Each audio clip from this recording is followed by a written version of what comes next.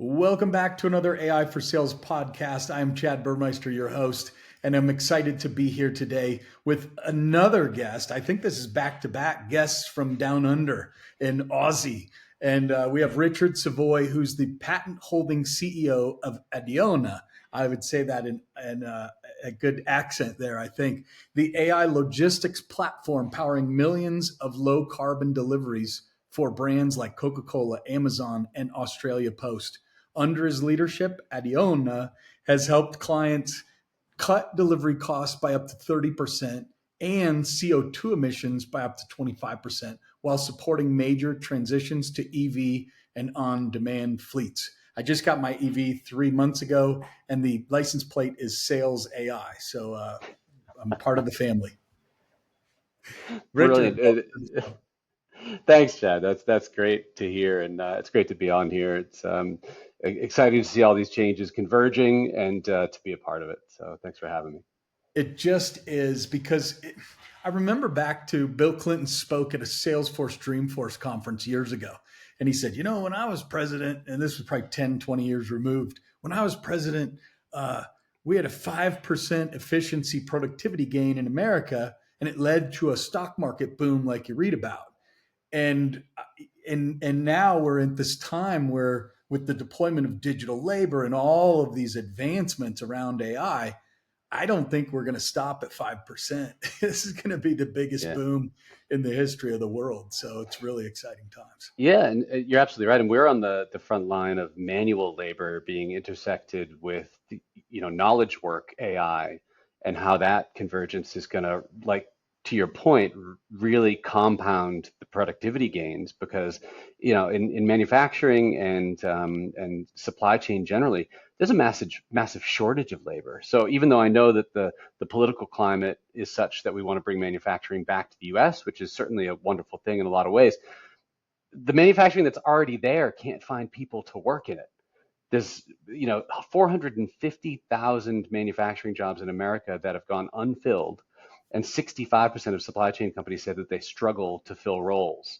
So AI is going to be absolutely transformative when you converge it with robotics and these other technologies that are advancing quickly to address that problem. And I think when you see the the actual productivity start to ramp up as those things align and work well, it's going to be unbelievable.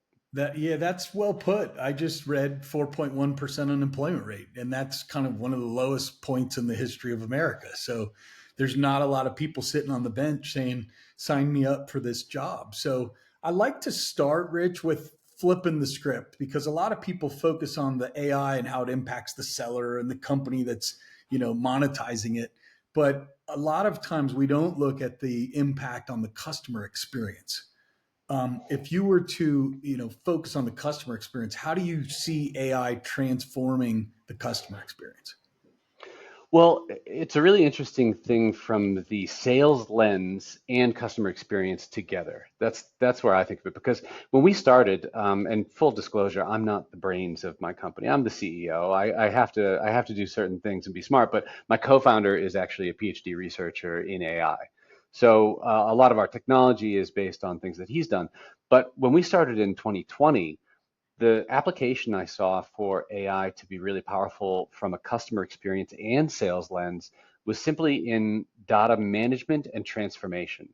And when I say that, what I mean is that, if you look at a typical B2B enterprise sales flow in our industry and supply chain, and you know this from the informatics lens being, the holder of data, you've got these massive data lakes and you've got these ERP systems that house all that data. And anytime one of our potential customers wants to come and see if our solutions are going to work for them, there's this massive exercise in extracting, transforming, and loading the old ETL thing in data. And in supply chain, because you've got so many different software systems holding that data, it's all in different formats. But effectively, the atomics of that data are still representing real world movements through the world. It's a piece of raw materials getting manufactured and then getting shipped and then going to an end consumer. All these things are modeling the real world. So AI being able to act as a digital twin and act as a normalization engine to automatically understand all of that data was where we saw a massive opportunity to create a customer outcome that was very different than what they'd experienced before, which is basically going through manual Excel sheets and just to get started trying to figure out, well, how do I even give data to a company like Adiona to process? And then you see that customer experience from day zero. That's when you get started. Is we make a cold outreach, customers interested, they want a demo, and then they're sold on the demo, but they want to try it and see how it works with their data. Suddenly now you've got this weapon with AI being able to help you rapidly show them that value and return on investment potential with their own data system. And that I think is transformative, because if you can do that from really early in the sales process and delight them with just the ability to play back that demo with their own data, you then carry forward that customer experience and excitement through the entire process.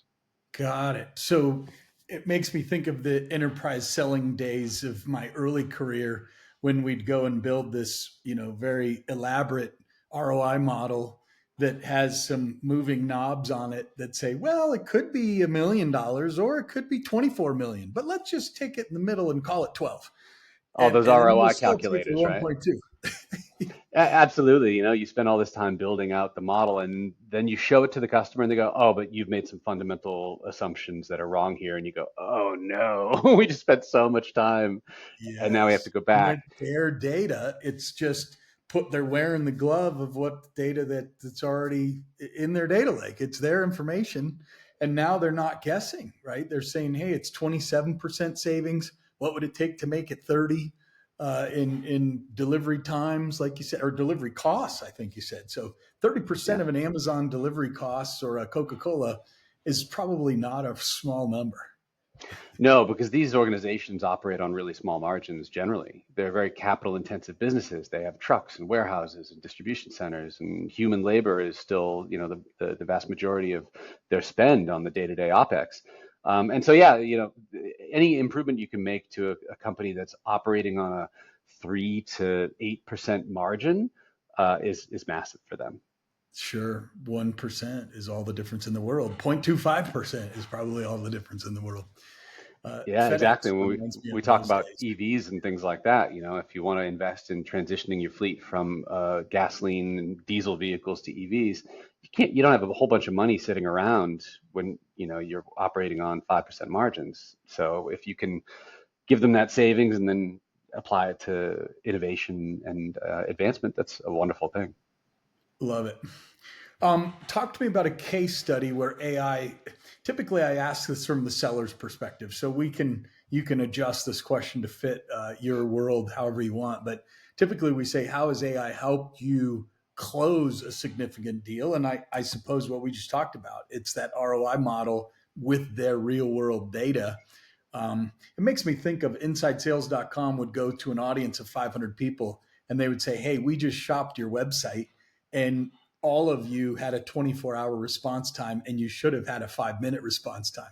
So at what point do we get to go out and say, hey, don't worry about it, Coca-Cola. I already pulled all your data and here's the results of what you could get. That's probably where the future is headed. But talk to me about how you use AI perhaps in the sales process. Yeah, that's a great question. There's a lot of talk around prospecting and enriching leads and doing automated lead research with AI, which is all great when you're doing kind of outbound sales and doing that. But I think a really powerful example that we've seen is how when you already have a relationship and again, I think this is something that isn't talked about a lot, especially because in SaaS, it's very well known that upselling, cross-selling, landing and expanding is your ticket to long-term retention and increased lifetime value of your contracts. But yet that process in sales, I don't see much talk about that, about the AI intersection of that. That's what we're, looking at opportunities that are unseen is to say, we already have all of this data, about our client. They're already our client. Um, so how can we use our AI systems and new applications of agentic AI to uncover opportunities to upsell and cross-sell within the existing account? And because we know that over the longer term horizon, that will probably lead to more value than other bringing in new customers like to like. So, we did that with an existing customer where we were working with one of their business units, and they're doing distribution of food and cold refrigerated products and things like that, cold chain. And they had these other business units, but the other business units kind of thought that they didn't need the types of solutions that we have, and that's all well and good. But because we had access to that data all in one system, it was very easy for us to tell our AI models to say, hey, do an analysis like this other data set is this existing data set. Come up with a return on investment, come up with what the impacts could be, and then we'll use that as a demonstration and an introduction to then build a relationship with these other business units. And we were able to very quickly convince one of those other business units that actually their problems were very similar to the business unit we're already working with. They should take a deeper look, and they did, and we were able to expand the business, our business across them very quickly because of that. The top BDM at Informatica leverages that approach. He calls it borrowed credibility. And he says, hey, I'm part of the AE team that's been working with your account for a decade or whatever it is. And then he refers to the specific project. Here's the project by Mike Paguglio or whoever the person is. And now there's new advancements around AI that we believe might help your team in a very similar way. And just that reference back. And by the way, if you say in the subject line reference, according to Brian, that's the single best subject line you can use because Oh, people see it and they're like, oh, somebody asked you to reach me. So that's a good piece of advice. No AI required for that one, just a lot of data. But when you refer, I love what you're talking about there. What about AI misconceptions? Because if you've been in the AI game for a while, then you nailed one at the very beginning of the call, which is there's not enough talent in America right now. So we're not going to take jobs away. We're just going to help make people more effective in the jobs that they're in. But what other misconceptions are you seeing out there? well, that's a huge one. I think you nailed that. And for anybody in your audience that's in a similar industry to ours in supply chain logistics and manufacturing, that is a huge resistance that we get from different stakeholders. Is that there's people in the business that are worried that this is going to supplant their job and take it away. Now, keep in mind, the usual persona of that person is somebody who's been with the business for 20, even 30 years. They are absolutely critical to the business, but maybe they don't feel like it. Maybe their organization doesn't make them feel like they're critical, even though they are. They're pretty much irreplaceable.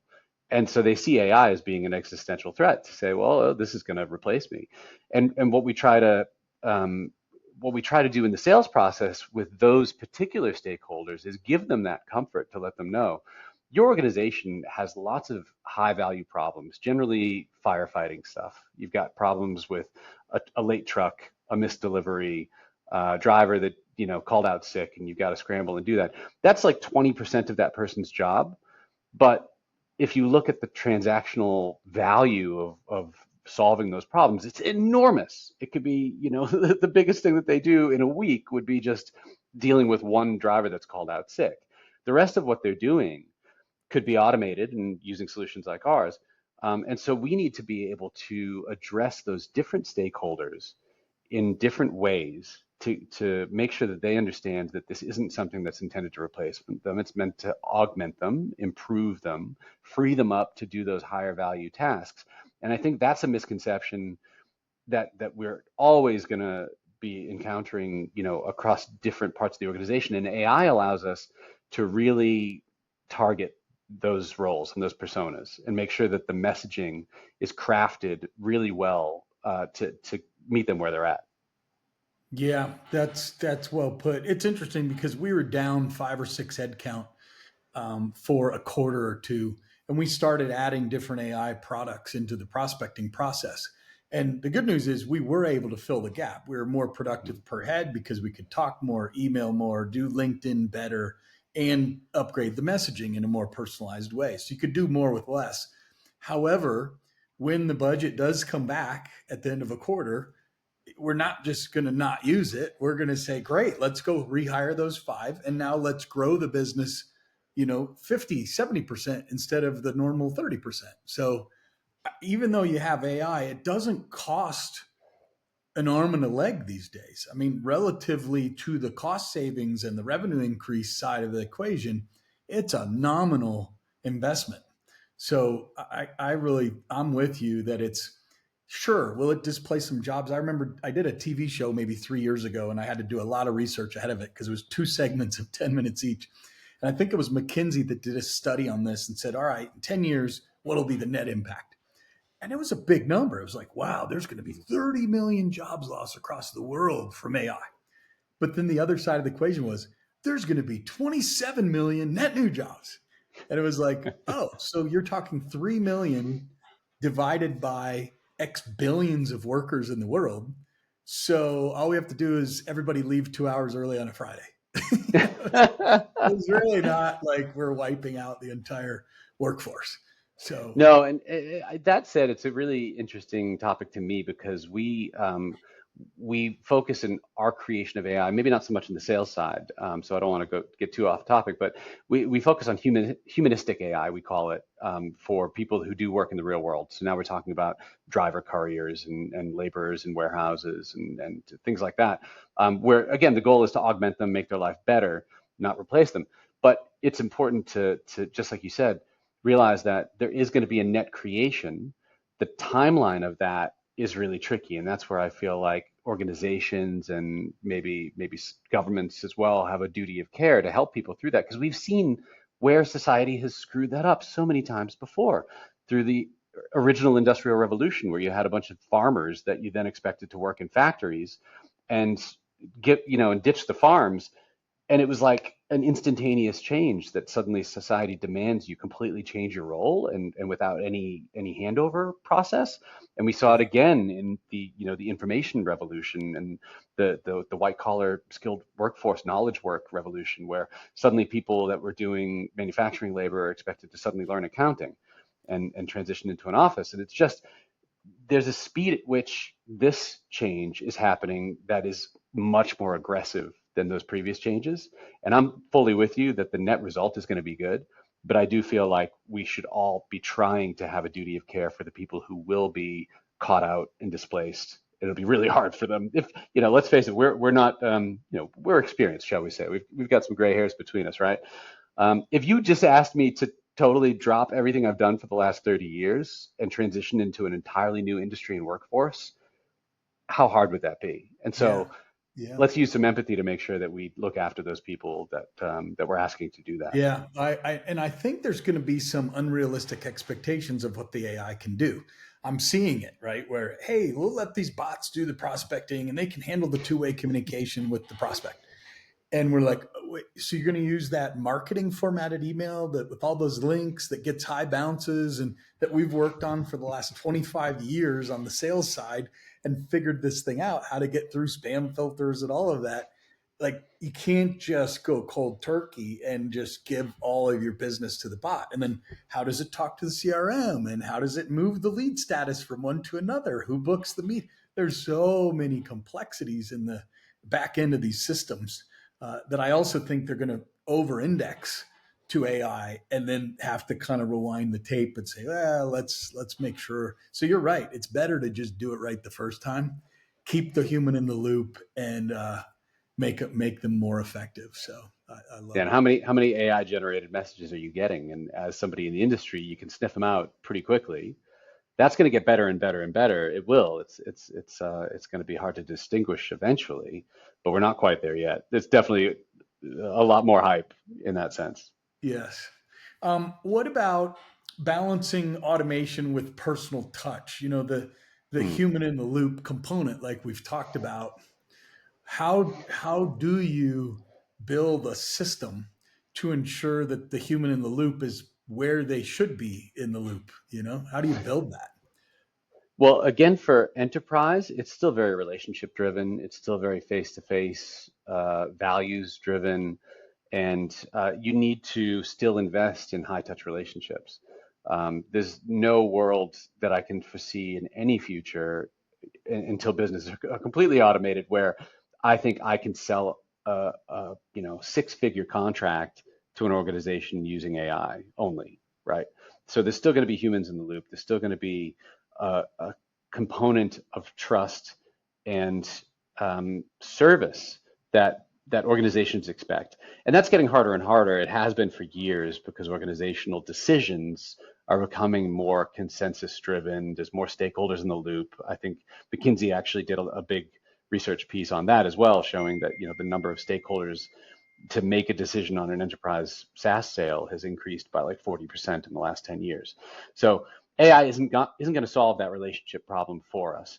And I think that's where we need to balance things like prospecting is fine just to book a meeting, book an initial demo. But after that, you need to be really careful about how you balance relationship growth and maintenance and not alienate your customers by making them feel like they've just been shelved off to a bot. Yeah, that's right. That my other guest from Australia, his name is Ari, and he created a technology called Ari AI, and it's all about trust-based selling. So he's taken his decades of experience and put it into a bot, and now you can do like a role play interactive, you can all kinds of things, but it teaches the seller how to engage in a formative process. So I asked him a few, hey, can you share at least one or two? Because he said he keeps 95% of his IP on this side of the chat GPT. I said, well, what's the five? You got to at least share a few. So it was a lot of fun. But yeah, trust-based selling is a very important component of the human interaction. Well, another component of that, Chad, and you might see this in informatics as well, is, the last 30 years of digital revolution have caused all sorts of ripple effects that we have to consider, or we should consider if we're going to be successful. In our industry specifically, when GPS became available in the late 90s, early 2000s, a lot of routing and delivery management solutions started popping up because suddenly you have this rich source of data that's tracking the vehicle and the driver, and you can do all sorts of great things with that. But a lot of the early first generation technologies really stunk. They weren't very good. Companies raced to try them. They didn't like them. They got burnt. They wasted a lot of time and money on them. Generation 2 came out when smartphones came out. Now you end up with the pendulum swinging back where you've got a much better in-cab hardware device, but then the algorithms and the research components weren't very good. And so again, now wave 2 of technology adoption and supply chain for these things kind of, the balloon deflated and people were unimpressed and underwhelmed and they spent a lot of money. Now we're in 2025 and we've got AI coming through. And, if you've been in the industry, and my average decision maker is in their 50s, they've seen all these things, they've been around for it. They're naturally apprehensive that this is going to solve all their problems and that it's not just going to be another deflated balloon after they spend all this time and money. So that's where trust and relationships become so crucial because your decision maker is beyond the hype. They're quietly excited, but they're definitely not going to throw a bunch of money at it until you've proven that it's going to deliver. I worked for i2 Technologies, Descartes Systems Group, as well as Nice. Solarix, three of the players in that space.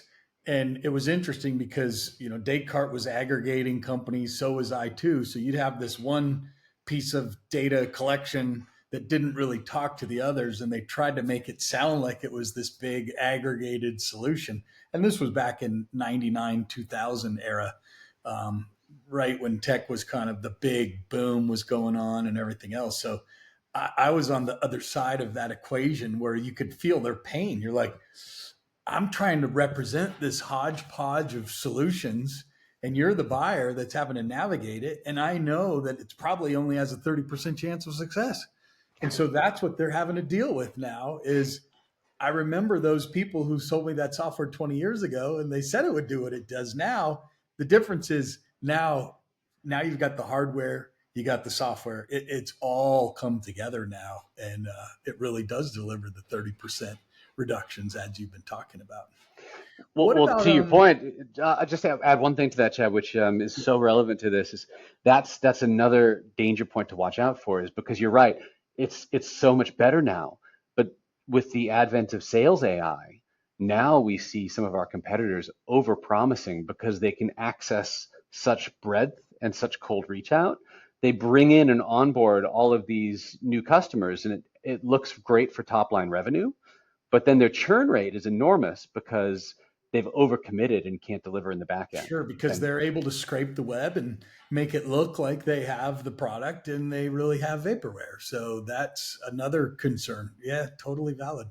What about other technologies? Because one of the, in fact, the guy Ivers Lloyday was the Australian, and his at Descartes for a few years, and his whole claim to fame was, mate, in Australia, we see the world first. We experience the world like nobody else. And he was always like, "We're 2 to 3 years ahead of the world." At least that's what he would tell us, and we believed it. Um, have you seen anything in the future that we should be looking towards in your world? that's interesting. I mean, there's definitely the literal sense of futurism, which is just that our dateline is at the beginning, which is always great. Um, but yeah, I wouldn't say, I would say that from a North American context, it's partially true just because Australia has a challenging and large geography about the same size as the continental US. So anything that you can try for the US geography, you can try in Australia first, and it's kind of lower stakes because the population is 1/11th. So the stake, you would be maybe surprised to find out, and maybe this is one of the things in the back of his mind. Every change in the McDonald's menu that you've ever seen in your entire lifetime has been tried in Australia first. He's tried there. Interesting. Yeah, it makes So, sense. Old Coke, new Coke. You got to have somewhere to do the test market. right, and Australia is good like that. Now, from a technology and supply chain standpoint, I wouldn't necessarily say that that's always the case, but I think to answer your question, it's around how well is agentic AI going to evolve to be able to make decisions and to do real-time adjustments. So one of the big challenges in our world in supply chain and logistics is that you can be armed with all of the predictive information in the world, but it's like Mike Tyson said, everybody's got a plan until they get punched in the face. Mhm. And you're delivering a big rig of aluminum across the country, and suddenly there's a traffic jam, and it just throws everything out of line, or the price of diesel, changes dramatically overnight because somebody starts bombing Iran. And these things you can't predict, but they make massive disruptions to your entire supply chain. And I think we saw during COVID how sensitive the supply chain actually is to those disruptions. The disruption of products on shelves during the lockdowns was primarily due to maybe 40 years of kind of Toyota Kanban lead supply chain evolution, running just in time, which is great for margins, but it's horrible when suddenly there's a big disruption. So agentic AI is going to potentially solve that, or at least greatly alleviate the repercussions of those disruptions for us. And that's what I'm most excited about. I'll give you an example. We're working with a company that delivers medical supplies, and those medical supplies have components. Some are urgent, the patient's on the table, they need them right now. Others are not so urgent and they can be delayed. And there was a massive blizzard, and suddenly the capacity on the road network was being changed in real time. There were closures and traffic jams because of accidents and all this stuff. And we were experimenting with agentic AI to do two things. One, maximize the SLA compliance for the supercritical stuff. So, automatically make sure that if there's a product on a van or that needs to get there for that patient on the table, that's highly prioritized. And that's not just from an ethical concern, it's also from, the customer pays big bucks for those types of deliveries as well to prioritize them. And if you piss off that customer and they churn out, that's doomsday for this type of business. So you got to prioritize it from an ethical, but also from a customer satisfaction standpoint. But then once you've prioritized that, now you can opportunistically look at the road network and the disruption and say, how do we maximize margins for what's left? Some of these deliveries are going to be very low, maybe even high revenue, but low margin. You're going to have to navigate around Hmm. closed roads and highways to get this delivery to the customer. And by the time you get there, you're operating at a loss.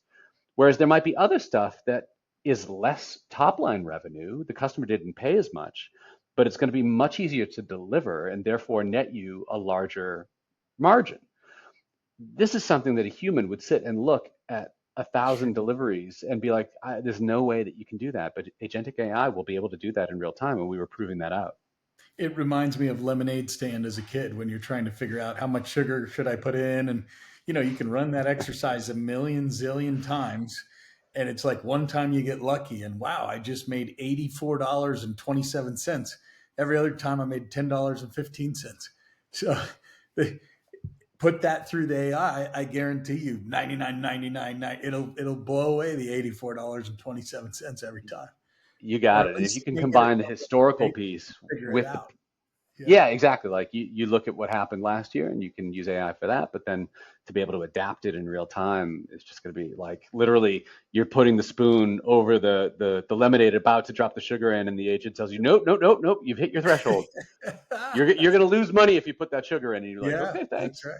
It's really, and we laugh, but it's very real down to the second on a lot of these things. So the last question I'm going to park it with, and that is around ethics, because I like to kind of conclude this show because I believe there's a 50% chance we're moving towards the Jetsons, and there's a 50% chance we're moving towards the Terminator.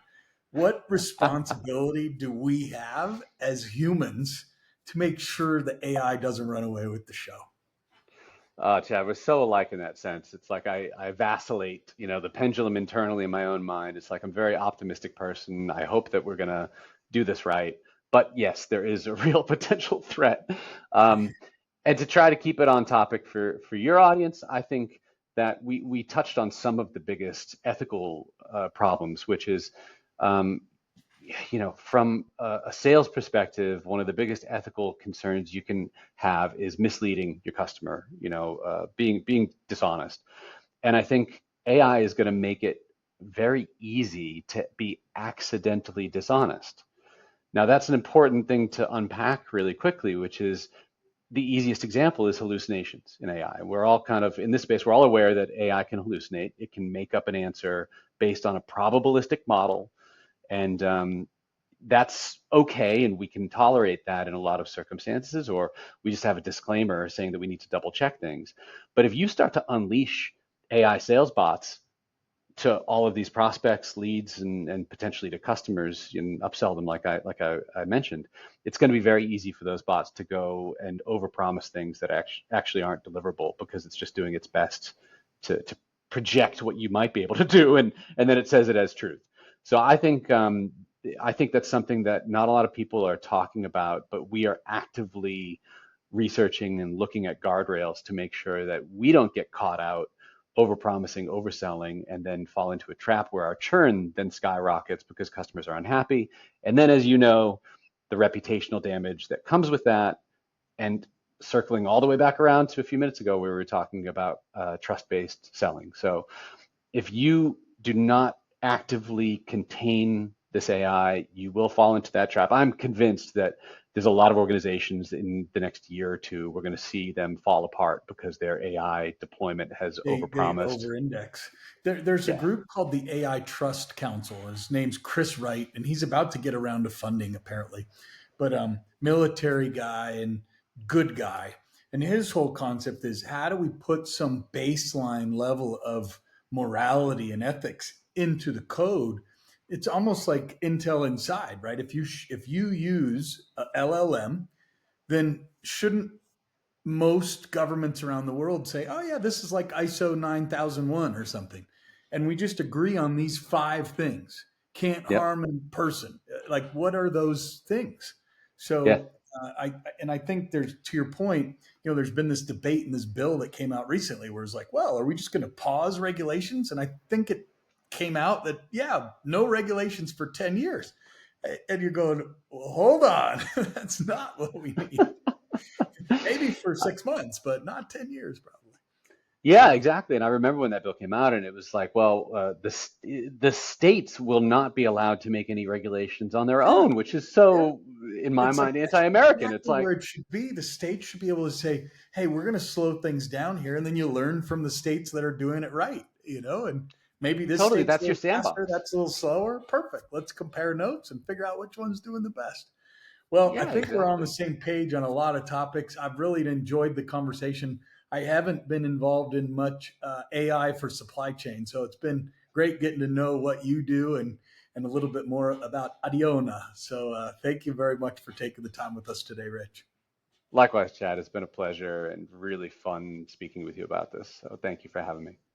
All right, everybody. If you're looking to try the next McDonald's treat that you've never tried, fly to Australia. There's all sorts of soft serve options that you probably won't see, and most of them don't do well. But I try to try them all. If you're looking to learn more, just visit the website. You can look up, we'll put in the show notes the link to the website, Rich Savoie. And thank you so much for being here. Thanks, Chad.